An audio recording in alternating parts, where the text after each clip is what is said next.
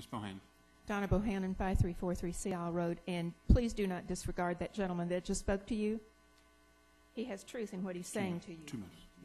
I'd like to say, too, that on this budget, it is flawed. It does not need to go forward. It is misleading.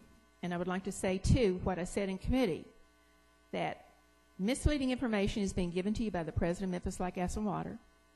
You need to investigate this, and I do call for his firing. I stand by that.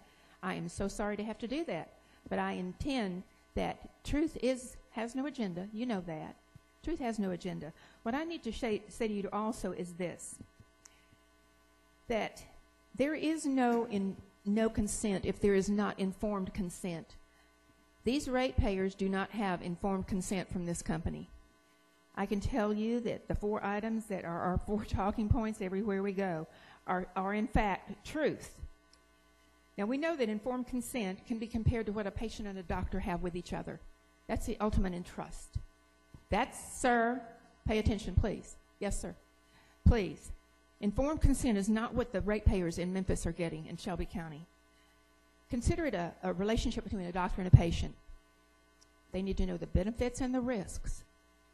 The way the media is portraying this, the way that Memphis Light, Gas, and Water is portraying the smart meter initiative deployment in Memphis and Shelby County is not truthful and forthcoming.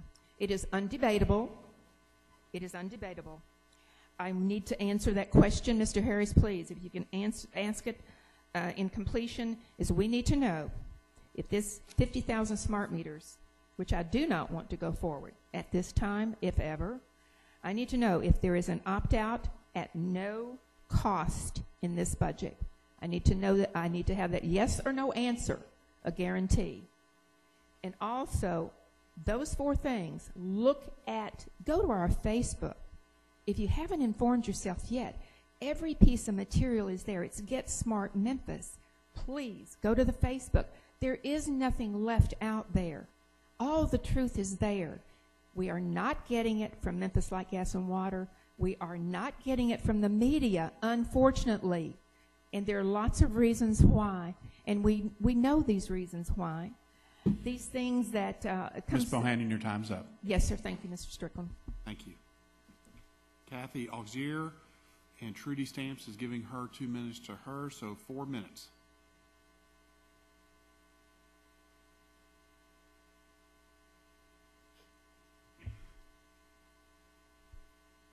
Kathy Auxier, 10840 Monterey Forest Cove.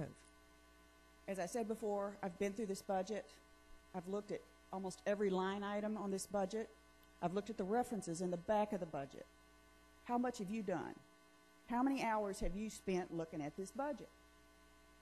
It's a 1.6 approximately $1 billion budget. That's a hell of a lot of money. A hell of a lot. It's the ratepayers' money. It's not tax money, it's ratepayer money. Here's a couple of questions that you should be asking about this budget. How much is the bond issue that they are going to be requesting from you in 2015? Does anybody know the answer? Mr. Lowry? No, we're not. I will tell you. That's okay. Not a Rhetorical question, sir.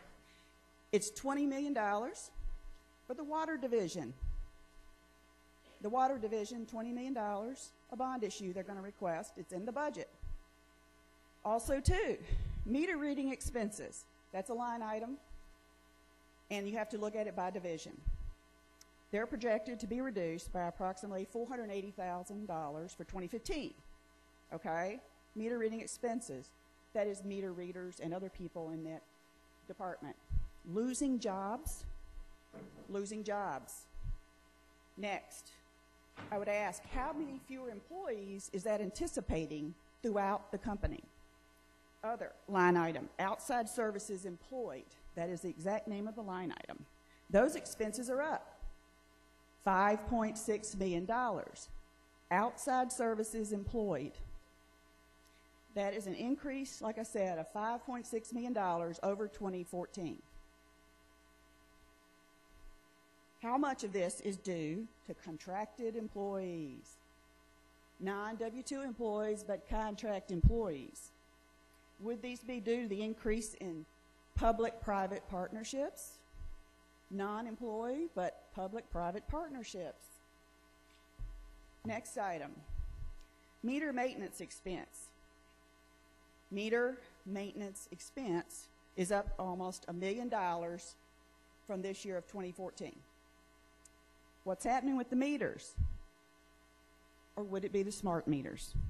Would it be due to their failures and fires? We also have the capital expenditures for the smart grid, which they're proposing phase 3. $10.4 million for the actual meters. Then you have $12.7 for telecommunications involved with the smart grid. Then you have what they call the meter data management system, computer, $4.6 million for $27.7 million.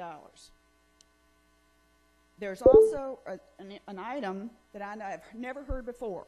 It is in the president's letter when he talks about the smart grid, the new enterprise resource planning system. Is that in the budget? I haven't seen it anywhere. I've gone through it.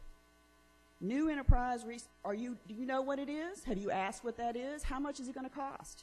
The total project, not just what's in piecemeal year by year. Total project.